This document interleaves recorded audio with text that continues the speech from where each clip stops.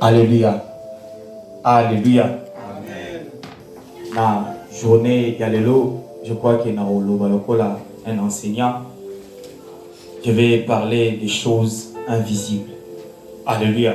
Amen. Alléluia. Amen. Alléluia. Amen. Quelqu'un a introduit un thème sur le monde spirituel. La journée Yalelo. Et le Seigneur m'a poussé à vous parler sur les choses invisibles. Je prie Dieu que l'obi cher à la colonnaté. Amen. Amen. Alléluia. Amen. Je crois que l'obi bêta, il faut cher à la coloa, n'a consacré un mot après n'a pas noté. On les a prières là-bas. Et avant tout, comme j'ai dit, je prie Dieu que le groupe électrogène n'aille et y a la psycho. Amen. Je prie encore Dieu que dans les prochains jours, toute la sonorisation est à la thème n'a tombe le un passage total dans Hébreux chapitre 11, le verset 3. C'est par la foi que nous reconnaissons que le monde a été formé par la parole de Dieu. La première des choses que l'écrivain à Hébreu à Zoloba, le monde a été formé. Alléluia. Amen. Alléluia. Amen. Si cet homme utilise le mot formé, Hébreu n'a pas racine et constitué. Alléluia. Alléluia. Cela veut dire mettre ensemble. Dans le monde a été formé de la parole de Dieu. Le monde a été mis ensemble. Cela veut dire que le monde est composé par des petites choses dont l'assemblage n'a pas mis monde. Alléluia. Est-ce que vous comprenez? Alléluia. Est-ce que quelqu'un est avec moi? Quand la Bible parle du monde, la Bible ne parle pas de la terre. Alléluia. La Bible est un élargissement et un monde où il a contenu de la terre qu'on voit et les choses qu'on ne voit pas. Est-ce que vous comprenez? Amen. Ça a besoin de m'aider à comprendre que ils sont tellement spirituel, tellement compliqué, ceux qui comprennent les banalités. Bible. Le monde a été formé. Bien. Le mot formé est là ici constitué. Il là ici composition. Le monde a été composé par la parole. C'est que c'est la parole qui est l'auteur de la composition du monde. Dans le monde, un langage simple. La parole est la base de la création du monde. Genèse chapitre 1er, Bible dit, et Dieu dit que la lumière soit et la lumière fille. Et Dieu appelait la lumière jour et les ténèbres nuit. Alléluia. C'est que le monde visible qui est la lumière et le monde invisible qui est les ténèbres, tous ont été constitués par la parole. Est-ce que vous comprenez?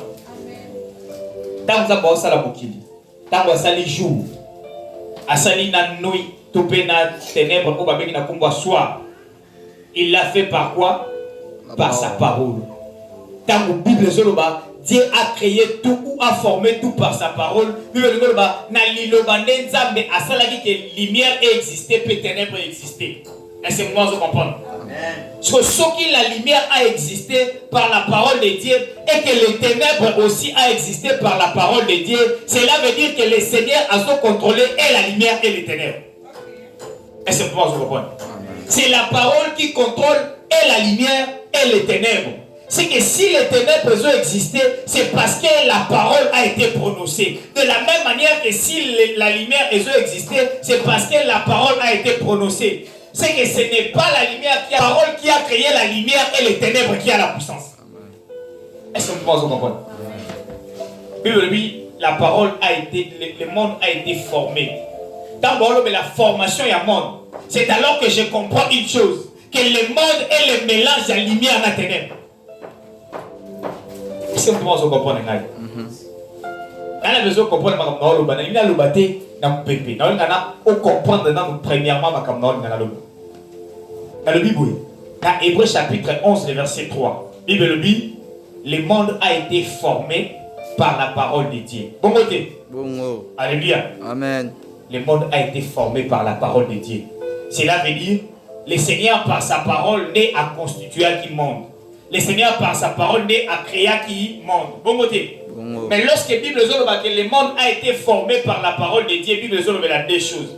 La Bible dit la lumière et les ténèbres ont été rassemblées par la parole de Dieu.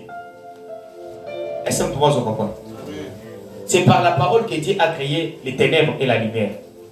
C'est par la parole que Dieu a dit que la lumière soit et la lumière. C'est par la parole que Dieu sépara les ténèbres d'avec la lumière. C'est que le monde qui a été formé, ce n'est pas seulement le monde qui contient la lumière, c'est aussi le monde qui contient les ténèbres. Est-ce que vous comprenez? Il y a le babou. Oh, la lumière. Oh, les ténèbres. Place dans le monde. Ce que le monde a été formé, c'est à cause de la lumière et les ténèbres que le monde existe. Et comment on clair, hein? Dans une partie, il y a les ténèbres. Dans une autre partie, il y a la lumière. Mais toutes les deux parties, on attend et la lumière et les ténèbres, il y a un composé monde. Amen. Amen. La composition, il y a monde. Toute la formation, il y a monde, et ça attaché à la lumière et à la ténèbre. Et Dieu le babou. La lumière va exister, mais les ténèbres aussi vont exister. Mais Babylone, va exister, pour exister dans mais va exister parce que la parole n'est sali qui va exister. Quand je parle des ténèbres, je parle des moments sombres de la vie, des moments de complications. Je parle d'un monde où le diable est le maître. Quand je parle de la lumière, je parle d'un monde où Dieu est en train d'ordonner que les choses aient se passer malades. Cela veut dire le moment de joie et le moment de la bénédiction. Il y a un moment de lumière. Mais le moment de complication, il y a un ténèbres. Et c'est tout le monde et c'est tout le monde. Si vous na existence, il y a combat, na ténèbres, na problème. Nous surtout existé parce que Dieu avait prononcé. Écoutez ce que la Bible dit. Il n'arrive aucune chose sans que l'Éternel en soit l'auteur. La Bible dit, lorsque les malheurs arrivent dans la ville, c'est l'Éternel qui en est l'auteur. Cela veut dire même les mauvaises choses, c'est le Seigneur qui a créé ça. Est-ce que vous comprenez? Notre Dieu a créé même Satan. Satan si Satan est le prince des mondes des ténèbres, c'est que ceux qui est le roi, le prince, c'est que tout son royaume aussi a été créé. Mais tout son royaume a été créé par la parole. Est-ce que vous comprenez? Amen. La Bible nous note sur les choses invisibles. Dans un juste cas d'introduction et un thème. Amen. Amen. Les choses invisibles. Makambo et mon anakate. Dans un juste d'introduction, un message d'anga. Le monde a été formé. Si le monde a été formé, dans ce monde-là, il y a la terre. Si la terre a été formée, dans cette terre-là, Dieu a tiré l'homme. Si l'homme a été créé de la terre, c'est que et l'homme, et la terre, et le monde des ténèbres, et le monde de la lumière, ils sont surtout créés par Dieu. Dieu est la source de toutes choses. Amen. Parce que la majorité des gens vont traverser un moment de complication. Alléluia. Amen. Même quand il y a complication, le Seigneur est là. Parce que le grand problème est ça, le Dieu qui est là. Est-ce que vous avez aidé? Là, toute la question. La terre était en forme et vide. Il y avait Dieu dit. Le Dieu qui dit à Zakiwa. Amen. Que la lumière soit et la lumière fait à Zakiwa. C'est qu'il était dans les ténèbres. Tu pouvais passer dans ces ténèbres-là, tu ne les vois pas alors qu'il est là. Alléluia. Amen. Alléluia. Amen. Bon, on a toutes nos questions. Na tongo, au baratin, ta lumière est là. Na boutoupe, au baratin, ta lumière est là. C'est que malobanayo est là, la bota munyoso. Na mangoso boutou comme ya koma ababa. Nani? Alléluia. Amen. Nani na boutou comme ababa. Nani na tongo à perdre à malo. Azadé, hein? C'est que la parole est là, même dans molini, même dans l'éclairage. Et c'est pour moi que je comprends. C'est que la parole est la seule matière où il faut vivre dans 4 temps. Alléluia. Amen. Dans les ténèbres, la parole est là. Dans la lumière aussi, la parole est là. Dans tes combats, la parole est là. Le grand problème, ce n'est pas de fermer la bouche dans le combat. Le grand problème, c'est de parler même lorsque les combats sont là. Amen. Amen. Plusieurs yaba nzambe bazo échouer pour bazo kanisa ke bakoki osepela kaka tangu oyo malobeza na monoko lumière ezali. Or, même temps où les ténèbres ayent, tu as la capacité de parler aux ténèbres et que les ténèbres s'enfuient. Alléluia. Est-ce que vous comprenez ma camarade? Amen. Amen. Alléluia. Amen. Parce que ce sont des enseignements qui nous ont introduits et nous allons vraiment trop spirituels. Il y a un mot qu'on comprend dans mon psychoté, aussi les efforts qu'on comprend dans mon psychoté. Tina obanango tina aussi les samots et les coca le pas mon bébé. Terre nanga ezali les choses invisibles. Biloko et mon anagati. Amen. Amen. Alléluia. Amen. Dans le bango terre à terre. Papa. Oyoki papa, est-ce qu'on moni papa? Lipa. Oyoki lipa, est-ce qu'on moni? Est-ce que maloba mamona? Na on qui manque dans le vélo qu'on a lu. On dit mal au moni. Au moni ngo? Na okanisa. Kenga na okuma mutu munene. Makanisi na ngo moni. Amen. Amen. Point no moni ngote. Alléluia. Amen. Tant Caïn azokanisa kokoma Abel. Abel a moni makanisa Caïn te. Mais Abel a moni kaka ba geste Caïn asali pe abomi. Alléluia. Amen. Même temps bazako tambola na Caïn. Caïn zaya na makanisa mabe, mais ya yeba kite. C'est que makanisi moyen ba mona ngo. Exactement. Nana foi que le Seigneur a changé vie na yo. Est-ce que moni foi na? Azuluba. Que na ba jour e koyanza ba upambola yo. Maloba nanga est-ce que simbia ko moni yango? Yango tano loba les choses invisibles. Donc il a parlé sur ces trois choses. Alléluia. Amen. Alléluia. Amen. Alléluia. Amen. So na tunyonza basala mokili na nini oyebisanga. Liloba ta? Wawa. Oyebi ke liloba yaki liboso te. Na beto liba. Oyebi ke liloba te e banda osala mokili. Mokili esalema na liloba te. Liloba eyaki ko pousser nde mokili esalema. Mais mokili esalema na likanisi ya Nzambe. Ah, tout ça liloba il va changer Bible. Mokili banda osalema wapi? O likanisi ya Nzambe. Et na foi na yena likanisi na yende alobi sikoyo que le monde ait existé. Est-ce que vous comprenez? Les choses spirituelles que je vais te prêcher aujourd'hui, c'est d'abord la pensée, la foi et la parole. Alléluia. Amen. Alléluia. Amen. Dans la Bible, au commencement, Dieu créa les cieux et la terre. Au commencement, Dieu a pensé créer les cieux et la terre. Quand Dieu a pensé créer les cieux et la terre, c'est alors que Dieu a crié à sa parole. Et lorsque Dieu a crié à sa parole, c'est alors qu'il a prononcé ça. Bible de Bible. Ceux qui ont dit que Yesu azam mokondi et que on dit que Nzambe a sécuisa qui est bon yo au confesser mo yamo obiki. C'est que le fait qu'on dit maga et kokite. Le fait ya ko confesser makambo zo ndi yamo de koki. Est-ce que vous comprenez? Explication on va dire comprendre hein. Dans le passage de Tangina, Hébreu 11, 3. Le monde a été formé. C'est que ce moment le monde a été formé dans la pensée de Dieu. Dieu réalisait un endroit qu'il doit appeler monde. Alléluia. Amen. Ça bazako kanisa. Na kati ya makanisi na yake, il faut na sala bisika moko boye et ezala mokili. Mais na kati ya eloko ya mokili wana na osala, il faudrait que ezala na molili, ezala pe na lumière. Si ko lokole ezala na molili na lumière, lokole ezala na kati ya makanisi nanga po esalema, il faut ngana lobako. Et simplement vous comprenez ma mazolo. Tango lobi yango ne makambo akanisa ke sali nini esalemi. J'aimerais dire à quelqu'un, les pensées au traversent kamutu na yo ya mo eza oyo zali. Parce que ce qu'on kanisa échec c'est alors que échec ezo s'approcher. Ce qu'on kanisa oyebi batu ba sale expérience au oyebi ça. À chaque fois que okomo kanisa mutu ana mingi c'est alors que comme quoi apparaître na vie na.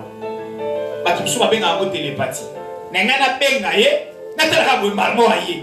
Eh, na oto kanisa ka sikoyo. Amen. Amen. Amen. Amen. Parce que l'homme est très proche de sa pensée. C'est la pensée qui est la chose spirituelle à l'Ibosu na mina lobe. Na Hébreu 11 wana kana face benango c'est par les choses invisibles que les mondes visibles, ou soit les choses qu'on voit, ont été créées. C'est que nous sommes existe qui n'a moté pour la makambo to somona, existe qui pour la makambo to somona. N'avez pas le bakou. Tant où nous étions écolaka, est-ce que tout le monde a sumbouma? Tout le monde a sumbouma, mais nous étions existants pour l'année. Pour l'ambouma, quand nous étions manga timola misisa le kambo. Au monde mais ceux qui nous étaient manga comme une misisa tie comme on les a pour l'année. Pas tout sur le but, nous étions tirés force dans la misisa. Nous étions tirés force dans la misisa, mais misisa tiré existence dans la mkokoli. Alléluia. Amen. Alléluia. C'est que misisa c'est un problème. Et ça mkokoli ils ont fait exister misisa c'est un problème. Pour ceux qui mkokoli ezate, moyen misisa ezala ezate. Ceux qui peut misisa ezate, moyen tronc et élément ezate. Ceux qui peut tronc ezate, moyen peut ma feuille ezala ezate. Ceux qui peut ma feuille ezate, moyen mboumé bima ezate. C'est que les grands problèmes, ezan mboumé ebimate. Les grands problèmes ezan na ma feuille. Ma feuille pèse un problème parce que ma feuille ezan na tronc. Tronc pèse un problème pour tronc ezan na misisa. Misisa pèse un problème pour misisa tirer existence dans mon mbouma. Si la parole est à l'ouambouma. Alléluia. Alléluia. La parole est à l'ouambouma. Auto son mona ne eza misisa. Alléluia. Mais le résultat ya auto son mona ne eza zete mobimba na ba fruit na ba feuille. Expliquons. Na langage simple. Bitumboza na mona libota. Ya mote eza problème. Les problèmes eza le monde des ténèbres où est préparé bitumboza na libota. Et c'est tout le monde comprend. Ainsi, tata moi ça a problème. Satan a motivé, tata moi ça a des problèmes. Les jours quand on comprend qu'il faut chasser le diable, et ça les jours quand tata moi ça a peur de force. Alléluia. Amen. Si on chasser tata moi ça a chasser le diable, c'est les lourds. Amen. Amen. Pour le diable, on dit que tata moi si à aucune occasion tout soit s'attacher. Et là j'étais en train de partager avec une sœur. Azo yebisanga makambo komeli na foyer na ye. Tant que une décision ya bala. Animi libala. Baye ozoye basali prédote bazu facture na ye ba sur ba bloc facture. Akena katanda kuna mobile ba fandi. Après 2 ans. Moi na zoyate. La 3e année ayo ozo mwana na nzela ba prière. Les jours kaka azo bota mwana. Dès les jours mobile à combien indifférent mobile a dit complication moi nazo ko bisa 3 mois pour moi ça zo la busala les jours on a des mobile azo ba to bimananda ya resolo kwa bimananda pour mon futa garantie ça te to mon loyer ça te donc à mobile azo économiser beaucoup pour que no bala moi si mususu tant azo moi ça zo si pas na bango après 2 semaines ka asali mariage civil. Amen. Amen. So, est-ce que tu as dit que mobile a boyé pour ça pour t'attendre? Pour aboti déjà. Sur ma complication, c'est là pour nous t'attendre, mais aboti déjà. Moi, n'a pas compris 3 mois. C'est que n'a pas t'attendre. N'a liba la kobeba. Et ça va projet diable à ça qui n'a pas contre. C'est que les grands problèmes, et ça cause un robot t'attendre. Il y a assemblé là qui pour ma bota, au lieu que assemblée là pour la liba là. Pour ma bota, ce qui est quand même qui est ça là qui va combat pour la liba. Alléluia. Amen. Parce que la source, il y a un problème. Et ça, ma cambo, et ça, ma cambo, et ça, invisible. Alléluia. Même les grands problèmes, c'est les choses spirituelles, les choses invisibles, ils sont attachés.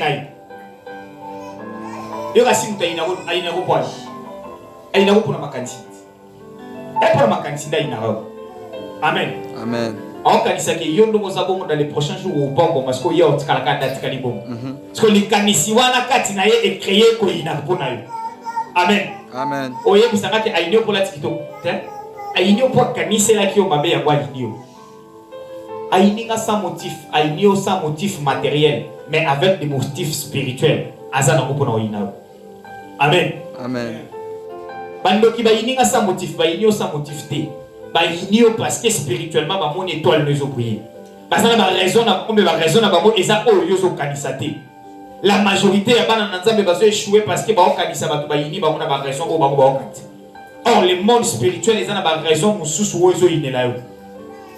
Imaginez que nzamba pesa o clé pour libérer libota na. Est-ce que ba démon ba osepela na opeza? Est-ce que ça muto ba ko osepela na? Té pour na ni ba osepela na té. Justement parce que yo ne muto za muto obebisa makamna ba. Nani déjà l'autant d'autres qui ba démon ba yebisa yo bebisa makamna biso. Toi, ce sont des combats qui sont créés par le monde invisible. Même la bénédiction que tu vois, c'est une bénédiction qui a été créée par le monde invisible. Alléluia. Et comme il est clair, hein? Et comme il est clair. Alléluia. Amen. Nous allons introduire juste un cas pour comprendre ma cameroun.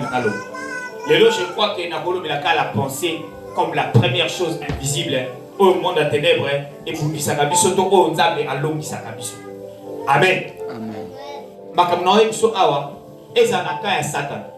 Et ça n'a qu'un diable et un Nzambe. Car ma cameroun est basaïla. So bimi bana makamwana otika la busaïlo. Parce que même temps où Nzambe bazolinga aya obikisayo, ezali kanisi oyo uti na motema na ye pour asungayo. Amen. Même temps où le diable a zoa obundisayo, ezapeli kanisi uti na motema na ye pour bundisayo. Alléluia. Amen. C'est que ce que longi le monde a pensé, au longi peut les combats, tout peut au longi la bénédiction. Amen. Alléluia. Amen. Alléluia. Amen. Est-ce que nous pouvons zananga? So zananga betela Nzambe ngo. Bible lobi nyonso tozomona. Tango lobi nyonso tozomona.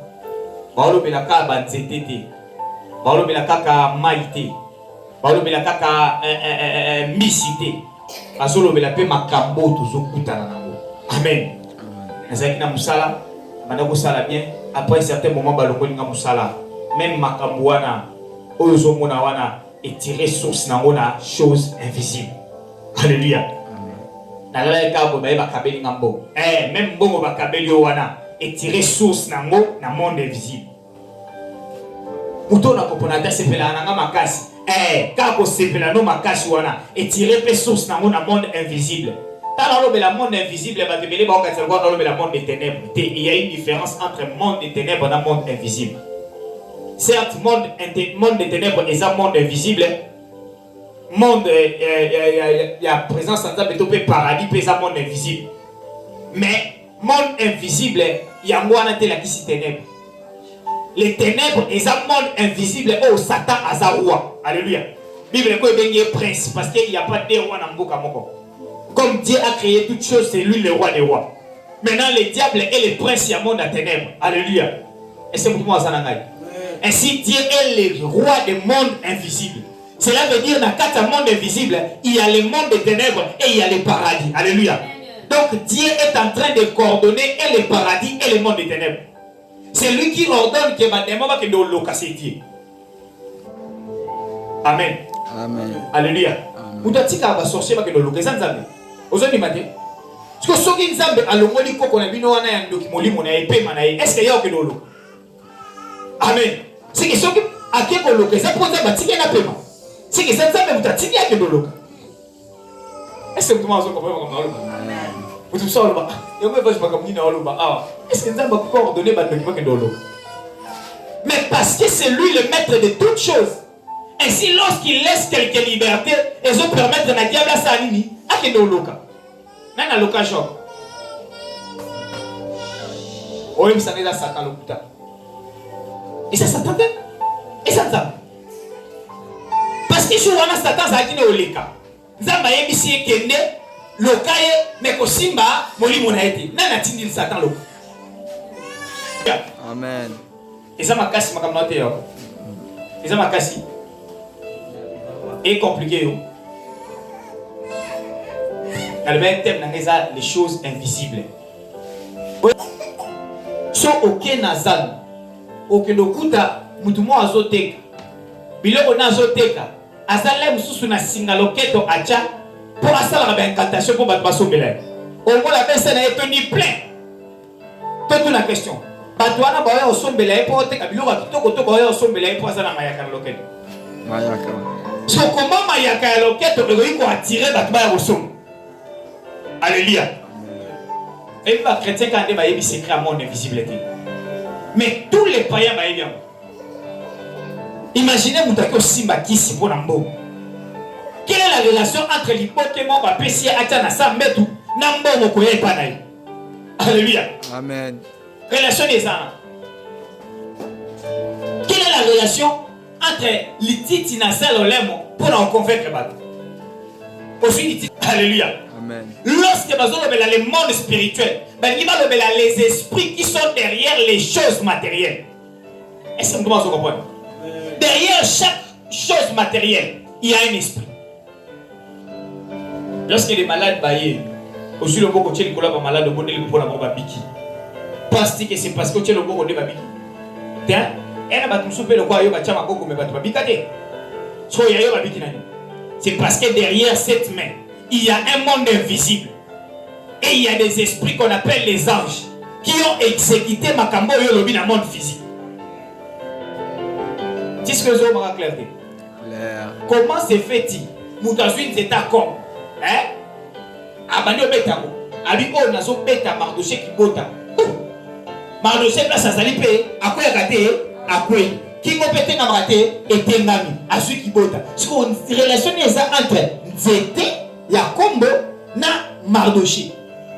Amen. C'est parce que derrière Zété Yakombo, il y a un esprit qui est venu exécuter la parole de Balobina Zété Yakombo. Et comment on va clair? Nanango baye pas na bango ko ba ba pese le bloc à mariage va habiter. To suis bloc à mariage au poto kanga mariage au no to kenango. Nanango dia ba sala yango. Azate te. So ku ta sala le ko na to kangi ndo to tume pine na. Sko ndeni ba kanga ba mariage ba. Amen. Ayeka boye parce que oza ko tango zaka na 12 ans. Aya so peso 500 francs okende osombelo ko lia na kata classe. Après ta mazongi na monde na bango kuna lobi 500 francs on a payé wana eza libala ne na kangi. Amen. Amen. Alléluia. Amen. Nana ko da mona muto ayi pizza buyi na muto ikimbo. Bayaka tete hein? Bayaka tete hein? Sko ndenge ni ba fina ba bakimo. C'est à l'aide ya ba esprit ne ba yaka pona ko fino kimbo. Amen. Alléluia. Même Dieu, connaissant le monde spirituel, pour en répondre à la prière, il faudrait qu'il atteigne un esprit qu'on appelle ange. Alléluia. Zambaya pour répondre à la prière à Daniel, il atteigne un ange Gabriel pour avoir sa réponse. C'est que même Zambaya utilise un esprit pour nous couper sa réponse. Alléluia. Amen. Alléluia. Amen. Je crois que l'introduction est comme claire. Hein? Au comment comprendre ce qu'on est. Nous surtout les autres salés dans le monde spirituel, les autres tirer ma conséquence dans le monde physique. Ok? Alléluia. Amen. Alléluia. Amen. Alléluia. Amen. Alléluia. Est-ce que moi n'entends mon bazawa? Les choses spirituelles, les choses invisibles. Le monde a été formé par la parole. Lorsqu'il s'agit du monde, c'est la parole qui forme le monde. Mais lorsqu'il s'agit des choses qu'on voit, c'est les choses invisibles qui créent ça. C'est que derrière la création de Mabele, il y a encore d'autres choses dans la Mabele où on va créer. Est-ce que vous comprenez? Finayo, est-ce qu'elle n'a jamais coexisté? Est-ce que le journal est le jour mon amour? Non, peut-être, hein? Il y a un journal et l'autre, hein? Moi, en novembre 2020, le jour mon amour. Les premiers, hein? Les premiers, hein? Les premiers. Les premiers, j'ai dit ça les 5. Ah, ok, c'est que les premiers. Donc, imagine-toi, au les 1er novembre 2020, le coup d'anniversaire à Sem Saikoxi Inani. Amen. Amen. Amen. Amen. Le Binakil Stoye, mais la Sem, c'est un joyeux anniversaire.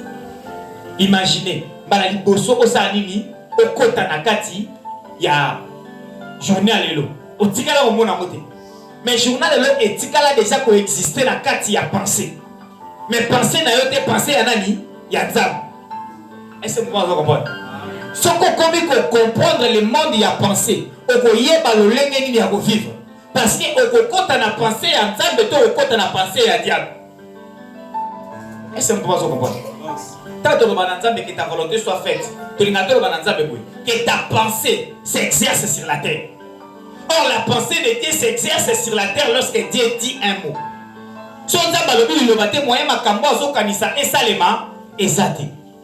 Alléluia.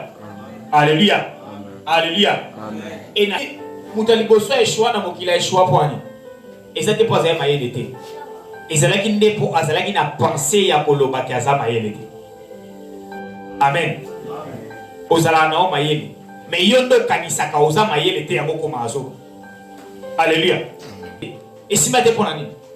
Po akanisa ki keso asali mbongo okweya. Amen. Amen. Yango pa kweya. Moutaliboso azwa te l'examen d'état. Oyebi ezala poani. Po akanisa ki keso asali l'examen d'état ozwa te. Yango pa azwa ki te. Pour que réussite na yo na vie eza attaché te na makanisi na yo ko échouer. Réussite na yo na vie eza attaché na makanisi ya ko réussir. Alléluia. Amen. Le bana ok naza molongi. Le bango bien naza molongi. Le bana naza molongi. Na bitumba nyonso naza molongi. Na bitumba nyonso naza molongi. Batu baza na rapidité ko loba mama beko bazali. Mais baza na rapidité ko loba kitoko ndambo baza na moto. Amen. Amen. Oh ebisa moto. Oza kitoko. Na mwindu na ngana za kitoko. Oh. Même yo moza d'accord te que nous avons moza kitoko. Parce que on va bien. Ah tiko flatter nga. Oh. On flatter on est on va penser de bien. Alléluia. Amen. C'est que mutu na mutu na ye. Atie déjà likanisi ke yende nga za bongo azama be koleka oyo batu bazolo bapona ye. Na mona mutu ole na poani po batongi balobi ki azanto tumike. Alors pe ka za munene. So le ni balobeli ka nde ozali. Amen. Amen. Eza kwa na silikelo po lobi ki na za mwini. Est-ce que ça a sens? Pour nga za pembe. Eza mwini da? So yo lobi ki na za mwini. So je suis et suis na le logo te po lobi ka o nga na zali. So tellement batu ba tient na penser na ba ke ko zala mwini za ko zala mabe. Tant ba lobi ka za mwini ya kanisi ko ba lobi za mabe. Amen. Amen. Alléluia. Alléluia. Amen. On a mutabuni na mutu po ebise ki otanga te. Oboso otanga te ba rappelo ko otanga te essaye. Oh. Ebike batu bazala mbongo ya makasi pe ba savant batanga te. Bébé yango. Ba savant ebe bozo changer makanisi na yo. Oliki oyo kanzambe mingi. Alléluia. Amen. Et yo yebiso boy. Le monde invisible est créé par la pensée. Elinga bato baloba ngai tona ko kisa age tel. Il faut nazala mutu intel.